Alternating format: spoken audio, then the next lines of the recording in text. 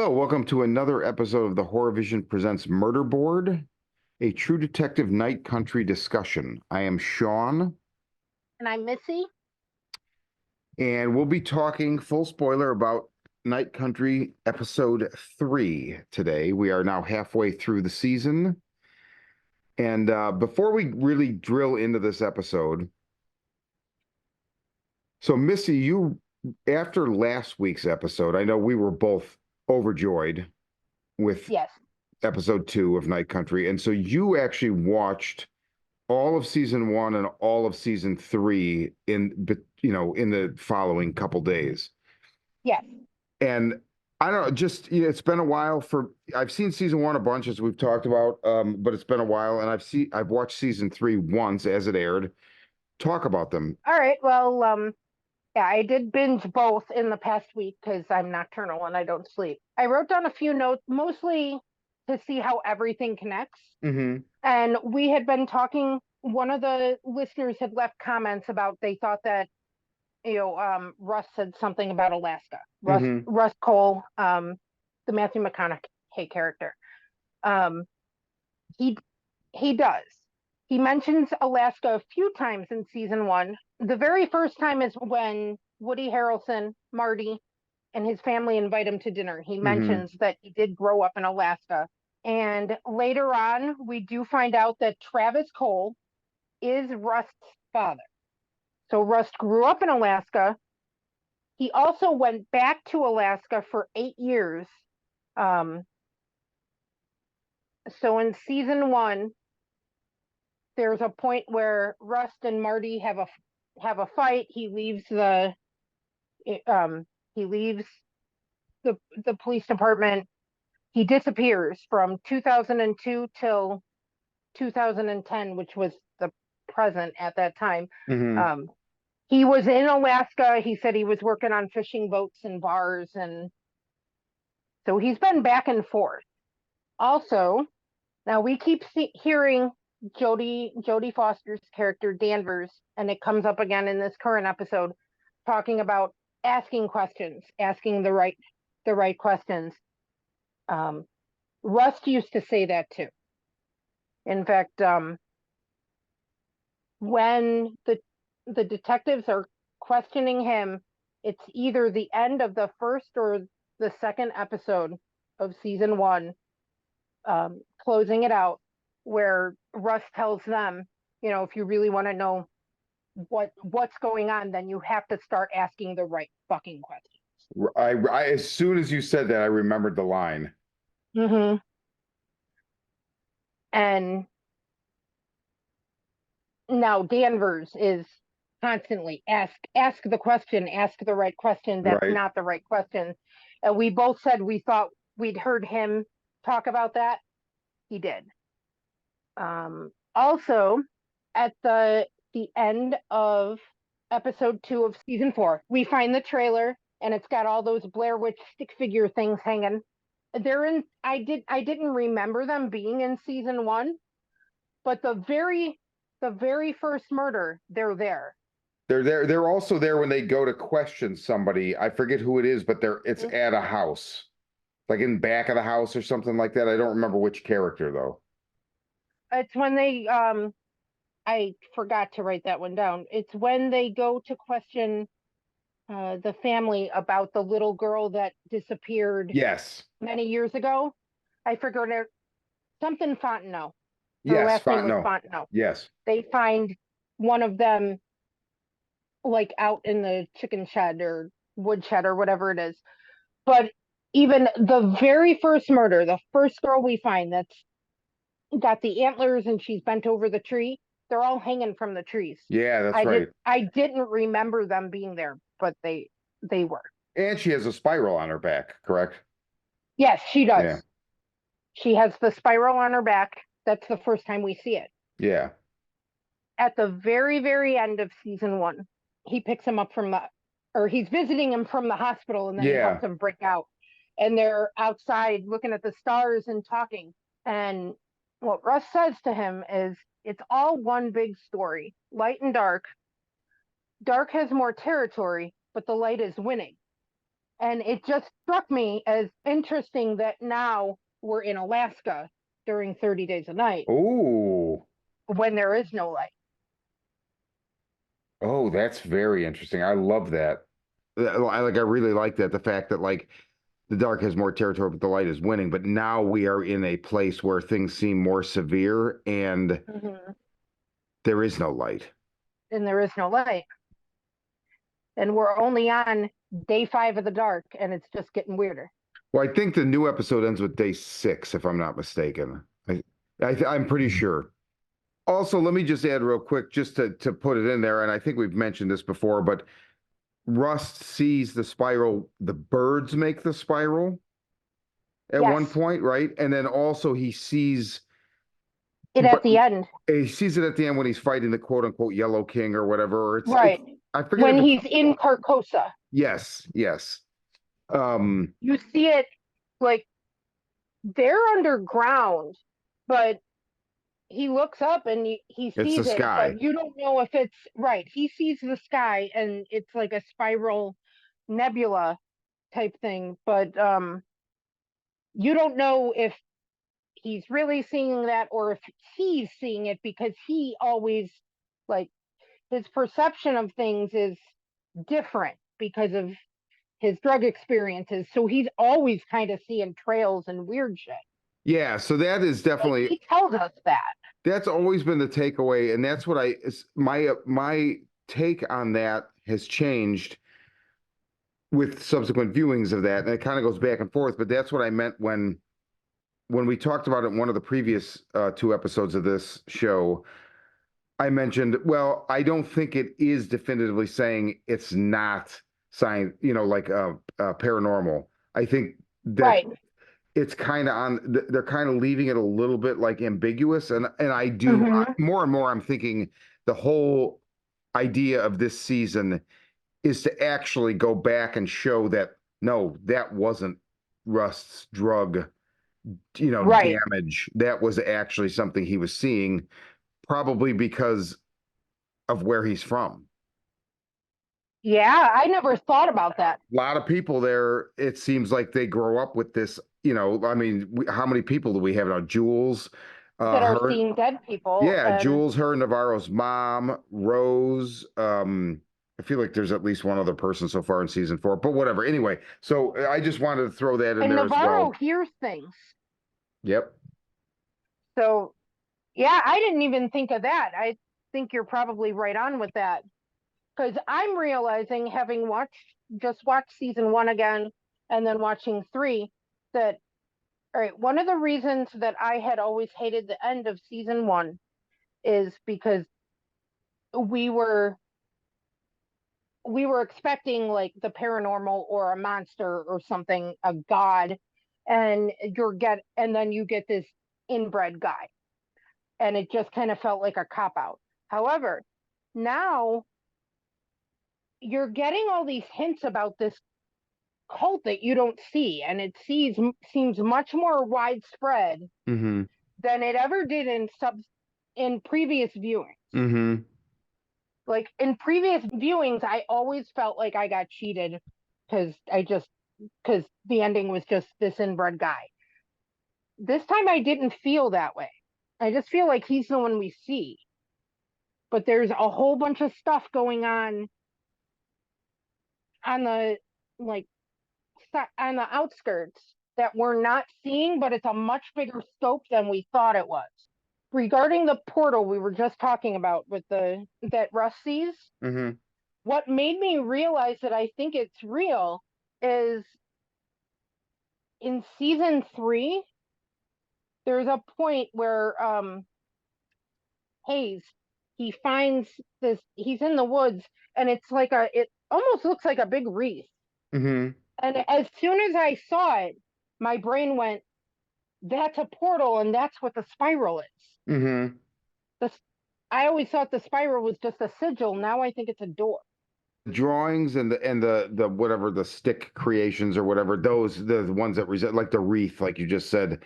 Yeah, they're the depictions, effigies of this doorway or whatever. I think it's either something I don't know if it's a literal doorway or if it has something to do with DNA being a doorway or some kind of cosmic. I don't know. And this is where like I definitely see, and I saw it in season one, and I saw a little bit of it in season three, and I definitely see it now, and especially because we're in Alaska. I feel like there's a lot of Laird Barron on this shit. The thing with Laird Barron is he's so I never felt cheated because there wasn't a monster in season one. What I felt cheated by was the fact that like, okay, so well, number one, I never liked the idea that oh, it's that guy that we see for a second in that other episode on the lawnmower. Like that Mm-hmm. just like I think so you're gonna go one way or the other with that. Some people are gonna be like, oh my God, that's fucking brilliant. I did not think so. I felt like it was a little weird and like a little bit of a cop out then that they like just it was just him. And Mm-hmm. and we what I was led to believe in subsequent viewings is there was this cult and they believed this shit not really because they believed it, but because it enabled, kind of like that God is a bullet, right? Where it's like that cult and God is a bullet. The big letdown is they didn't actually believe anything. They were just using the kind of pretense of oh we're a satanic cult to like do terrible things to children, right? And that's ultimately what totally ruined that movie. I mean, I didn't hate the movie, but that made it something that I was like, yeah, I don't like that. I can't reconcile that. And it was a little bit like that where I get that, okay, he's the last of whatever this local like it's kind of like a billionaire boys club where it's like, oh, we all get Mm-hmm. together and do these terrible things and then go back to our normal lives. And it just felt like, I don't know, I didn't want a monster. I just wanted something. But now I wonder Right. if we weren't actually getting something but the context was removed. And sure, I think they're actually applying the context in retrospect, but I don't care. So far, they're doing a really good job with it. Mm-hmm. Yeah, I mean, I didn't necessarily, it didn't have to be a monster. No, I I mean, know, I I would have know. been satisfied with a cult or something, but it just seems so much bigger, and we just got this one guy. Yes, exactly. And I didn't love who it was either. Like I just Yeah, like why is he mowing lawns? I mean, it felt weird. Like it felt like it's going to be this like but that's probably how he was finding the kids to begin with because he was working in schools. yeah, I don't know. But I felt like there's this upper crust. Like I think of like Justified. There's like a whole bit in Justified where like fucking Boyd and Eva tap into this like Harlan has this upper crust like 1% and they have these weird orgies and there's this eyes wide shut kind of and it didn't go culty but it's something like that Mm-hmm. where it's like I expected it to be somebody of power or somebody of money and in truth I thought it was really clever that they didn't do it but it also didn't work for me if that makes any sense like Yeah, it just seemed like this is the guy really this is the guy because this guy kind of looks like I don't know. season three. Um, and I mean, I finished season three. Overall, I really liked season three too. All right, so there's a reporter interviewing Detective Hayes. That's the detective played by Mahershala Ali. Marcella. Yeah, that's how you say it. Okay. Um, and she says because in those murders, or in they're investigating the disappearance of um, a little girl and her brother was killed, and Yes. they found these creepy looking faceless straw dolls.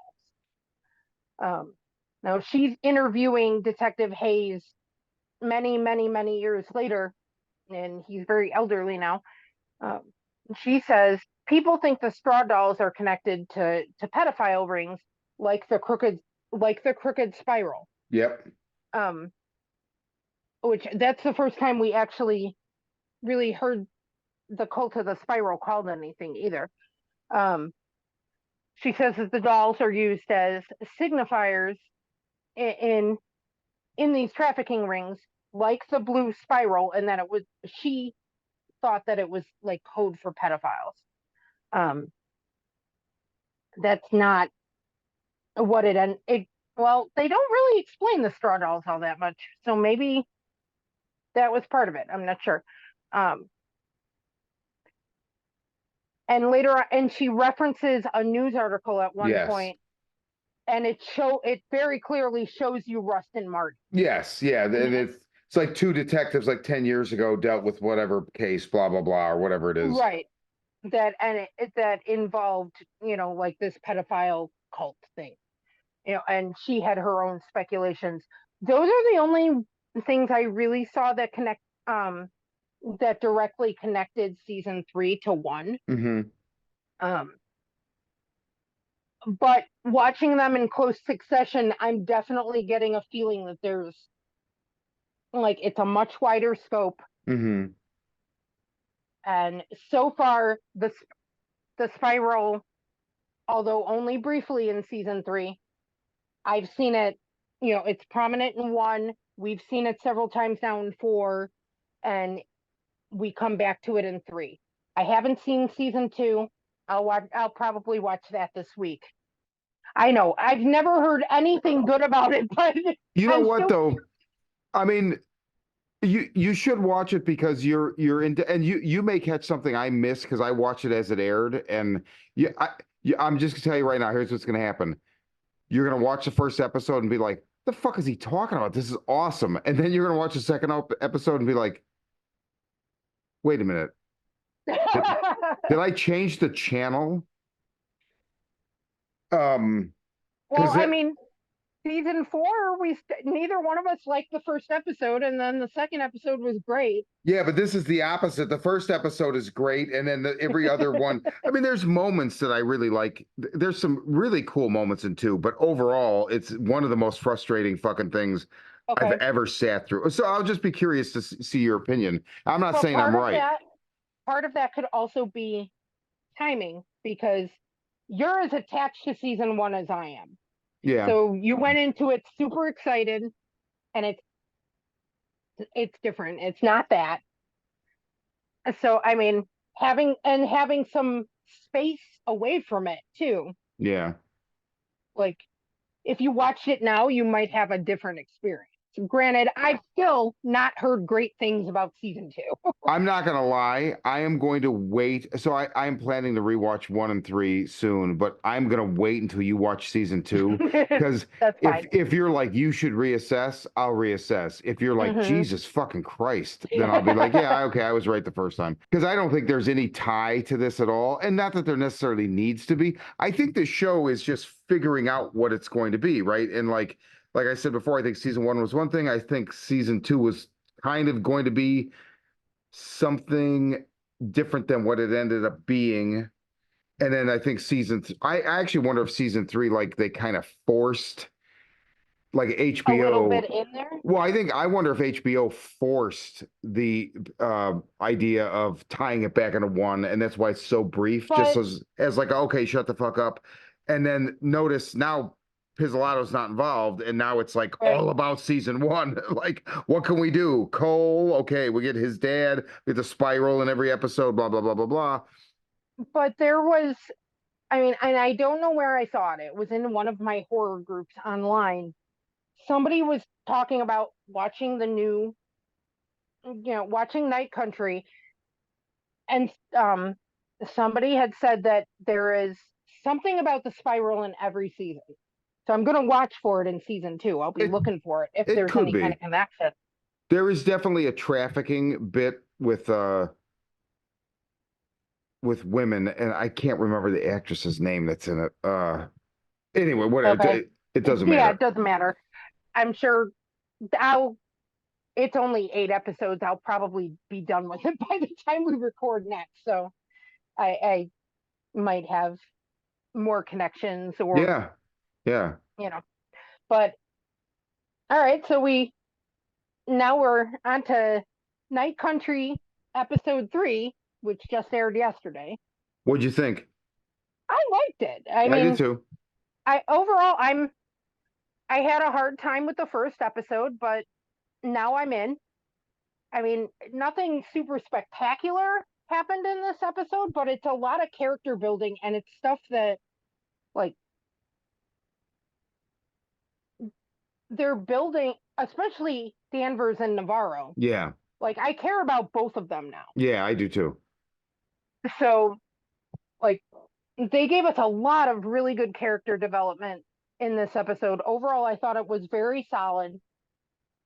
Um, it still seems crazy that we're like, it's only going to be 6 episodes. We're halfway through, and it doesn't, like, the pacing feels slowish, Yeah, but we'll see where they're going. It was a very enjoyable episode. it was. It wasn't like slow and draggy, whereas like that very first episode, I'm like, okay, what's going to happen? Yeah. There's only a few minutes left. It's the premiere. What's gonna? And it felt like nothing happened, and I don't feel that way. No, neither do I. This episode felt a lot like season one to me, with Yeah, it did. the flashback to the Wheeler case, which I really liked because I love the fact that, you know, uh, Wait, the Wheeler case. yeah, so where Peter is like, what happened between you and Navarro? And Oh yeah, then yeah. Okay. Danvers shuts the door and tells him, and I love the way you start seeing what happened, and at some point Mm-hmm. what she's saying deviates from what you're seeing, right? So she's like, yeah, Right. so he killed her and shot himself. And as she's saying that, you see they walk in and see him, and he's whistling Twist and Shout, which Twist Uh-huh. and And that's Shout, why she hates the song. yes, and Twist and Shout recurs multiple times in this, and I would just like to say a spiral twists.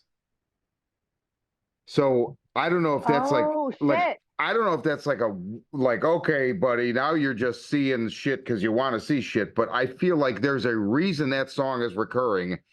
No, And there's definitely a reason because when it was stuck on a loop in episode 1 because he had they had Ferris Bueller on when they disappeared yes, and they yes, couldn't figure out how to turn it off.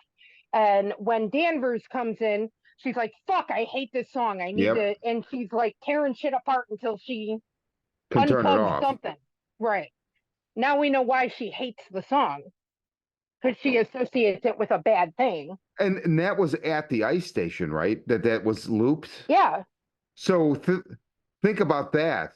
Like, think about this. So that's one of those like Laird Baronisms, not exactly, but like where things manifest in these slightly mundane but weird ways. So, like, whatever this spiral is, it's obviously involved in what happened to the research team. So they go in to the ice station or to the research station, and that song's playing. Mm-hmm. Why is that song playing on a loop? Like, so that has Because been, it's stuck on the TV, but but I mean, that's been playing since they walked out onto the ice. mm-hmm.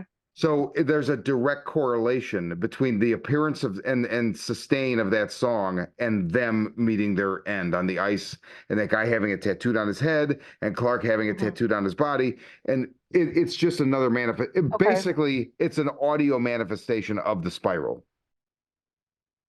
that's awesome. And then I mean, goes back to this old case where Danvers and Navarro then parted ways afterwards, and he's whistling that song.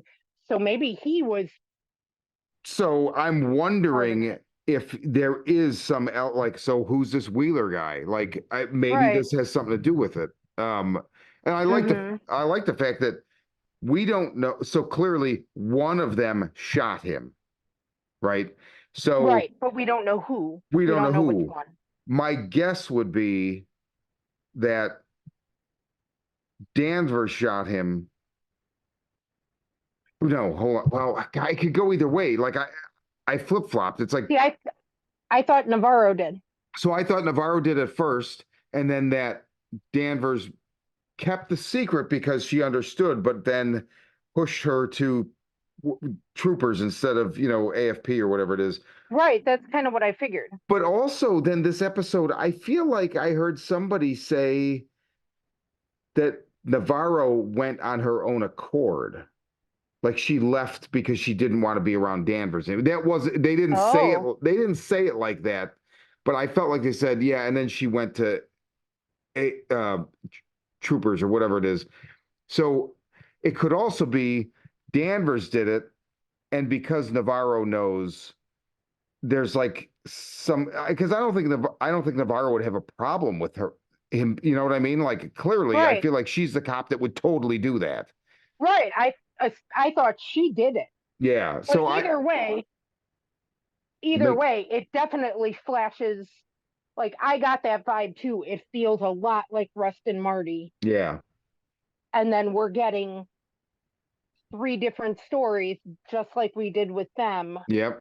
kind of out of order, but it's all connecting back together.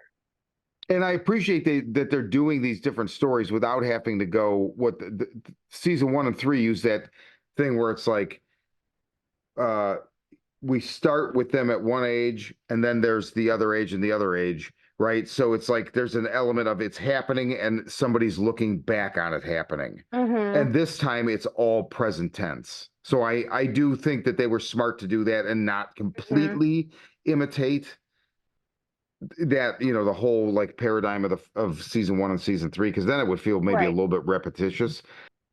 In the opening credits, you see the stuffed polar bear twice. You see the one-eyed polar bear that Navarro sees flash in the credits, and there's a stag. Oh, I haven't seen anything in the story about this. I mean, unless we're going back to like dead people wearing antlers, but I see there like a front on flash of a stag's face, just like you do with the one-eyed polar bear, and it's like in between verses when you're watching the credits.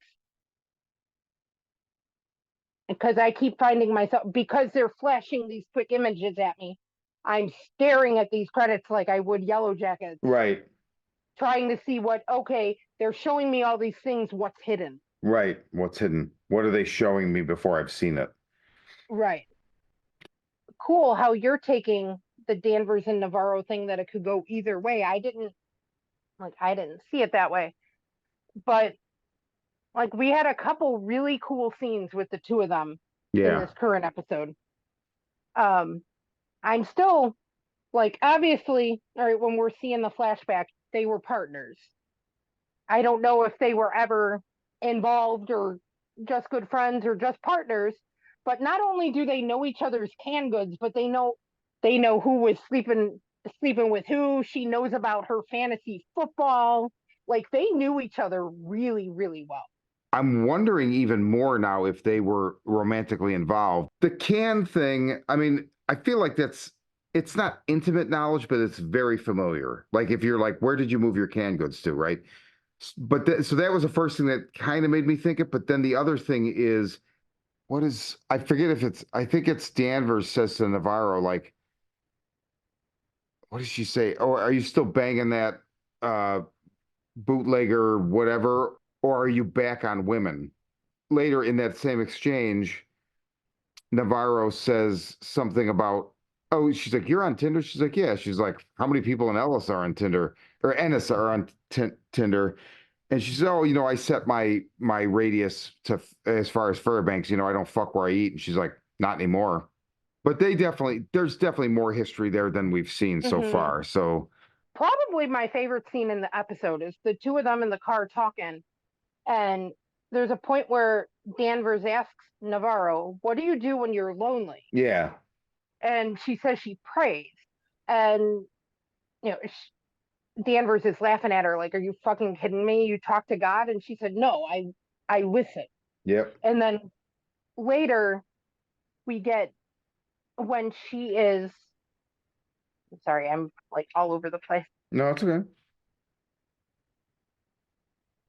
When Navarro is, she hits her head on the ice, Hmm. and she hears, "Listen." Someone is telling her, "Listen." Right. And then you get those little kids' hands holding the Yep. polar bear. And from the pre one of the previous episodes, I still think that Danvers had a kid named Holden with a native man, and they both died, like an Inupiaq man. But so you get this little kid holding the polar bear, and he says, "Tell my mommy." So you see his arm on, or you see his hand on Navarro's shoulder. Navarro hits her head on the ice and opens her eyes, and she's in what looks like a desert. And there is some kind of a truck overturned, and it looks like it's been destroyed. And then you see the hand on her shoulder, I believe, and then you hear the child say that. Right. And I was going to ask you, like, I don't even know what to make of that vision other than maybe they died in some kind of a car accident. I don't know where that is per se because it doesn't look like Alaska. Right. Yeah, I don't know where it is, but it's the same child with the polar bear that Danvers dreams about. And I think the message is for her. I tell my mommy is her.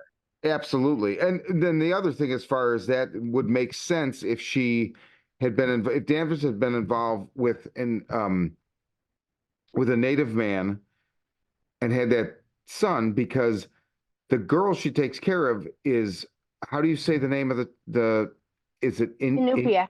Inupiaq? Thank you. Yeah, like her stepdaughter, Leah. Leah is the daughter. So so Navarro at least knows how to listen. Like I know you and I always say that, the universe will tell you all kinds of things if you know how to listen. All right, I have a quote that I wrote down. Something Danvers says. Navarro believes in spirit animals and is trying to listen to the universe. Danvers specifically tells her it's not magic. There's a real explanation for all of this. We're just not asking the right questions. So, these are your two, they're polar opposites. Yeah, right. But again, then we're back to asking or not asking the right questions. And that's the theme through the whole episode. She says it to several people. Oh, I know we were trying to figure out what was the deal with the photograph. Oh, I figured this out too. They're referencing him getting the tattoo 4 days after her death. Oh, okay. Wait, Gotcha. were you thinking she was dead in the photo? I was thinking maybe she was dead in the photo. I think she's alive. Kirsten mentioned, so when I paused, because this is the first episode I watched with her since I was in LA until now, and so And she always sees cool shit. What does she yes. see? And so I paused it when that happened. I was like, see, okay, I don't understand this. They're saying this was 4 days after she's dead. And I backed it up and replayed it. And she's like, no, she's talking about the other photograph, him getting the tattoo. Okay. It's so fucking obvious, but I just was like looking for something. Right. Yeah, I'm sitting there staring at it. I'm like, well, you can't see her face. She could be dead. It's kind of Yeah. a weird pose, but yes, that makes much more sense. Thank you, Kirsten. Yep. As usual. Okay, and what do you think regarding, we find out in this episode that Peter's dad, Hank, he got a call on a lead that he completely just blew off during the Annie K case. I think this is going to be just like season 3, where this is going to be the red herring where we think it ties in, and I think it's literally just going to be about the mine. I think his concerns Are only regarding the mine like because there's so much mystery and nefarious shit going on, so that anybody with any questionable action looks like they're part of it. And I think that this is going to be the thing that is not part of it. I think this is going to be, because there is definitely okay. a subplot with this. I mean, Danvers goes to pay respects to the woman whose baby was stillborn that day, and she has a bit of a panic attack, goes in the bathroom, turns on the faucet, and we see the fucking water, right? So Yeah. this is like a real fucking thing. So there is this other thing. Now, whether the whole idea of the water being polluted ties into whatever she is that's out there in the ice, Right. I don't know. But I think Hank's whole thing is tied into the mine. And I think he Okay. feels like, it's just like what Danvers told Navarro, like over half the town works for the mine. You get rid of the mine, what happens at the town? But that's their chance, is we were here before. Like we were here Right. before the mine. So they're basically saying the natives we were here. This is our land. Like this whole thing that what you've come in and built this industry or whatever, it doesn't affect the fact that we were here. We don't need you here. You're fucking up our lives. So Okay. Okay. Because he's always working against them. always. Always. Like, I can't figure out what his deal is, but I mean, he doesn't get along with anybody. And I mean, Well, including his kid who he just bullies. he gets along with all the fucking gun-toting Oh, that's true. Yeah, tell your dad to get rid of his hillbilly friends, or I'm going to call immigration on his Russian mail order bride. yeah. Yeah, so those are totally his people, but I think the reason they're his people is because I think those are all the people that are aligned in the same. Well, which is actually weird because they're all. Well, no, that makes perfect sense. I think they're all pro mine. So it's Right, basically become this thing of it's like almost imperialism. Like we've come in and set up this thing, and it's good for your town, but really, like, no, you've seduced us with your Western ways, and like it's not good for our town because our children are dying, our water is poisoned, blah blah blah. right, So right. So the state is or at least the town is divided yeah, in the mine people and then the natives who want to fight it. yeah, exactly. And I think Danvers' reason for being so adamant that her stepdaughter not like she was like made her remove the tattoo. Right. Well, Yeah, because it was just makeup. yeah, it was a temporary tattoo, but she wants the actual tattoo. The reason she's not allowing her to do that, I think, is because I think she thinks by doing that, she's kind of putting crosshairs on her head because Maybe. there's such a militant like pro mine thing, and then, like also like Well, and they another. even call it out when Leah is at the protest or meeting or whatever, and she takes one of the T-shirts. They say, "Aren't you the sheriff's Yeah, daughter?" And she it kind of well, she's my stepmom, and they said, "No, all are welcome." yeah. But I mean, they know who she is. Well, there's another thing about this season that really ties into one, and then also slightly ties into two, and may, not so much three, I don't think, but like the misogyny on a level where like the women are treated as either property or chess pieces or just disposable, right? Like this really kind of Oh, because that is a big theme in the and first half of these season.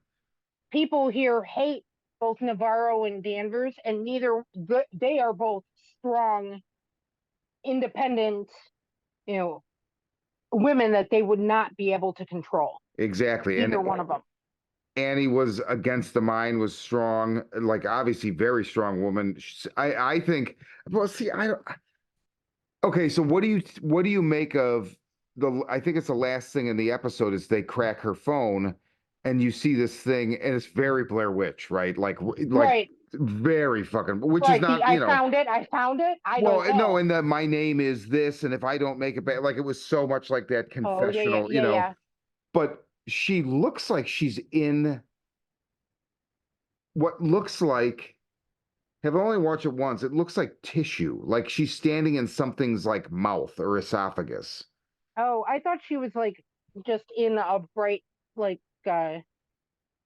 under fluorescent lights. It could be. It very well could be. I I don't might have. remember. I mean, when we got a flash of that, I also got the Blair Witch vibe. But what I really focused on, she kept saying, "I found it," and I'm like, "Okay, what did you find?" Hmm. I don't know. Um, I didn't. It just seemed bright and like fluorescent lights. I didn't really notice the tissue thing. Like it didn't look like that to me. I'm assuming I'm wrong, but I just wanted to put that out there just because that was my take. Having seen it one time, I was like, "What the fuck is that? It looks weird. It looks like tissue or something. I don't know." Something that caught my attention though was when when they find out about the lead that Hank buried, and they talk to that woman. She was Annie's friend, and she specifically says Annie has been dreaming about that spiral since high school. But then when she got the tattoo, the It dream stopped. stopped. Yep.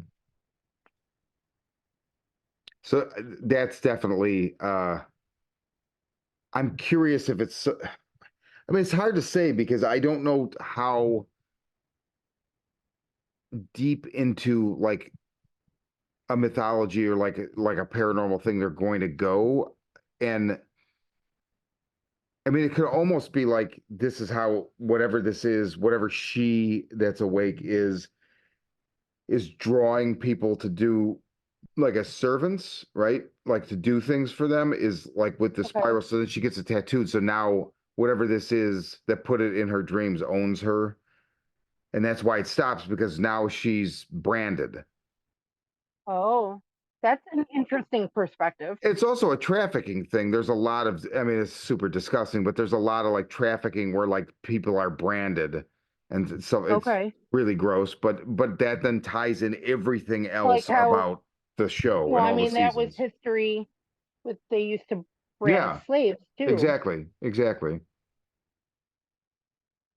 That's an interest. I never even thought of that. Like, I honestly didn't even catch all the trafficking references until season three because it's a lot more prominent there. Yeah. Okay, what about Lund waking up, right? And the whole, so he wakes up, he's screaming, Yeah. and Danvers is trying to talk to him, and then she gets called away because it's like the fucking hillbillies are fighting with whoever, you know. It's another one of these like anti-mine disputes, I believe, right? You know, in the hospital Mm-hmm. waiting room. Yes. And Navarro stays there by Lund, and Uh-huh. then in a gurgling voice, he sits up and displaying no pain, which previously, like obviously his entire existence is agony at this point. He says, you know, whatever he says, you know, hi Navarro, your mother's waiting for you, blah blah blah, and he Mm-hmm. points with the one hand, one arm he's got left, and what he's pointing, it is exactly, I believe, the flashback of the previous episode of younger Navarro clutching younger Jules, and the mother is like pointing, and I'm pretty sure he's Holy doing shit. the exact same like gesture. Oh, I didn't catch that because I was paying attention to what he was saying. Yeah. Um, I didn't catch the gesture thing. But what he said was, your mother says hello. She's waiting for you. And then he goes into the whole, we woke her. She's awake. She's out now in the ice. She came for us in the dark. So, oh, that's super fucked up then because all right, he's making the same gesture. So that almost implies that I mean, maybe the mother was possessed by kind of thing. Yeah, Or we could be way off. We just like to speculate and half the time we're wrong. we could be, but I definitely think there's something there as far as like I don't think Jules or the mother are crazy. I think it's that thing where it's like, you know, in some I agree. in tribal societies, a shaman is a respected Hmm. person who has the ability to communicate and to understand and to see spaces and things that nobody else can, and so they're valued. And that's you take that exact same person from a tribal society and you put them in Western society, and they're going to be And like, they "Oh, think they're crazy. you're nuts! Fill them up with Haldol, stick them in the rubber room, right?" Right. So, and definitely Navarro's whole character is pinioned on the fact that she doesn't even know She doesn't know her name. she doesn't know her name, and which is the guy they go to talk to calls her out on that, Hmm. right? Right. And she doesn't know her name. Or she doesn't know her Inupiaq name. Yes. So she doesn't really know who she is. And and I don't know about like how they get those names, if it ties into like their animal spirit or anything like that either. But I think essentially the whole point is she doesn't know who she is. Yeah, she doesn't know who she is, and so she's more. She is definitely somebody. All of you could see in a lot of the conflicts in her character are there because she's partially Western society, partially, She's got one foot in each yes, side. and they don't work well together. To Right. be the Inupiaq, like you'd have to You have to choose. eschew. Yeah, exactly. So But she doesn't know who she is. So we're probably, I'm sure this entire season is, by the end, she'll probably know. yeah, I kind of feel like she's more of the like the Cole character, where like I feel like more Hmm. rides on her and what she learns and discovers in her Hmm. arc than it is on, Danvers. The same way with it was really Marty was along for the ride and was important, but it's really season one is really Rust's story. Right. And I think this is Navarro's story, Yeah, and Danvers is along for the ride. yeah, But I mean, you blew my mind with the whole thing about maybe Cole doesn't see things because of his drug issues, but because he's where he's from. That didn't occur to me. But we know that this is a thin spot, and there are a lot of people who some have it more than others. I mean, yep, I agree with you. I don't think her sister is crazy at all. Now, I don't know if something different was going on with the mother because the only flash we got, she's like convulsing or having a seizure or something. yeah, But I definitely think that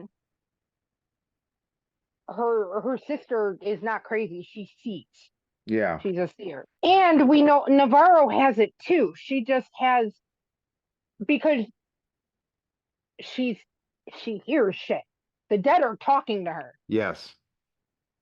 So now I feel a lot better about the scene that I kind of like called out. I kind of shamed in the first episode the scene where she's driving and it's like she's awake. I'm glad you said that though, because I didn't catch that initially. And then when I watched it again, I did see three major scenes where they did the she's awake. It's really interesting that so again, like season one, there's this it's beyond misogyny. It's like this is a place where women disappear and people don't care.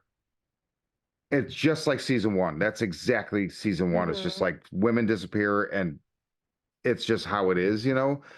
But so now whatever whatever they're all alluding to being awake or this or that is constantly referred to as she. So it's just interesting that, Yeah. you know, and I still say we haven't had another mention of whatever that drawing was in the first episode. It looked like a woman with like blood or something coming out of her arms as they were spread wide. It's like, oh, it's like a Inupiaq legend or whatever.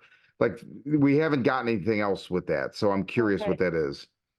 I don't remember who drew the picture. I feel like it was like a little girl. I don't remember whose little Okay. girl. But there's a lot here too about like denying your ancestry and Well, and I'm realizing in these shows, there's a lot of stuff that seems like it's throwaway, and it's not. yeah, it's not. Yeah. It's not at all. We just weren't looking at the right thing. I love that they couldn't get the CSI people out there, so Pete calls his cousin the vet Yeah. to come look at these And yeah, definitely. frozen bodies. But I mean, he thinks they died before they froze. And he's right too. I mean, Right. like just hearing his explanation, he's obviously not an idiot, and all of that seems to hold water. I didn't think of it. No, I didn't think of it either. I don't feel So like Clark is going to be the one behind this. I feel like Clark might be I don't running. either. I think he might be Yeah, running for his life. I'm wondering if Anne is somehow behind this. Like if she can't be. We found she's dead. We found her body. no, but as far as like if she unleashed something, because if she has the tattoo first, Oh, she right? has it first, and she found it, Yes, or it whatever found it is, her. or it found her. But I don't know. I mean, it was all in all, I feel like it was a good episode. It did exactly what you said it did with in like with regards to character development, and Hmm. I think we're getting a bunch of pieces that are going to be springboards 4 big things, and it's got to start soon because there's only 3 left, There's right? only So 3 left. I feel like 4 is going to be maybe slightly frustrating, and then oh my god, what the fuck? And then 5 and 6 are just going to be like, batshit fucking crazy. Hopefully, Batshit crazy. so we'll see. Yeah, we'll see. Well, all right. Until season. Well, until no. Right, we talked about 3 seasons and got all tangled. Well, until season 4, episode 4 next week. For Murderboard, I'm Shawn. And I'm Missy.